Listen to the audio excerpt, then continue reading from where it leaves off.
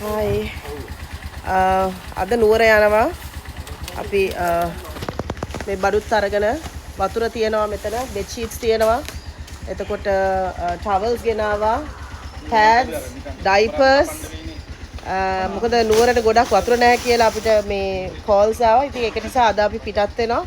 But මං හිතන්නේ මේ ඔක්කොම ටික අද අපිට නුවර ගිහිල්ලා ඩිස්ට්‍රිබියුට් කරන්න පුළුවන් කියලා. අපි කොහේ හරි නතර වෙලා හෙට අපි ප්ලෑන් එකක් ගහ ගන්න ඕනේ කොහෙද most affected areas කියලා. So +1 එකත් එක තමයි අද මේ කමියුනිටි එකම යන්නේ නුවරට උදව් කරන්න. So වතුර බෝතලයකින් හරි contribute කරපු හැමෝටම thank you very very very very much.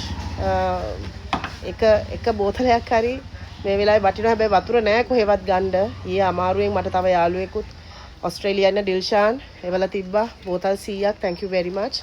ඒ වගේ මගේ අක්කි බෝතල් 300ක් ගෙනත් දුන්නා මෙතනට. thank you very much.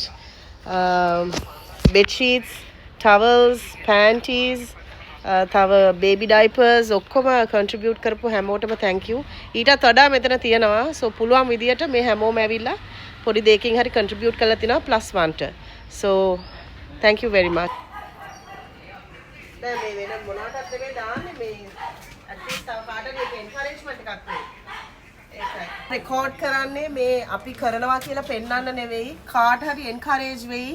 තව කාට හරි උදව් කරන්න ඕන නම් ගිහිල්ලා ඒ තැන් වලට හොයලා බලලා. මොකද ඉස්සරහට මිනිස්සුන්ට ඕන වෙන්නේ ගොඩක් වෙලාවට ඇඳුම්, සබන් ಜಾති, රින්සෝ, මම හිතන විදිහට ළමයිගේ ඇඳුම්, සෙරප්පු, සපත්තු, සරන්, එතකොට ගෙවල් වලට ඕන කරන 3-5 ಜಾති. මොකද ගොඩක් අයගේ ගෙවල් හේදිලා ගිහිල්ලා නුවර එහෙම හරිම ලොකු ප්‍රශ්න තියෙනවා කියලා අපිට කිව්වා. ඉතින් වතුර ඇත්තෙම නැහැ කියලා.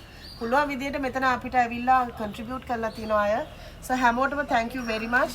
මේක මේ අපි කරනවා කියලා පෙන්වන්න නෙවෙයි, මේ කරන්නේ තව කෙනෙක්ට encourage වෙන්න, උදව් කරන්න පුළුවන් විදියට, අපිටත් පුළුවන් විදියට අපි encourage කරනවා ඔයගොල්ලන්ටත් මේ වෙලාවේ හැමෝටම උදව් කරන්න කියලා. උදව් කරන හැමෝටම thank you very much. මේක මං හිතනවා country of volunteers Sri Lanka. so thank you very much for everyone.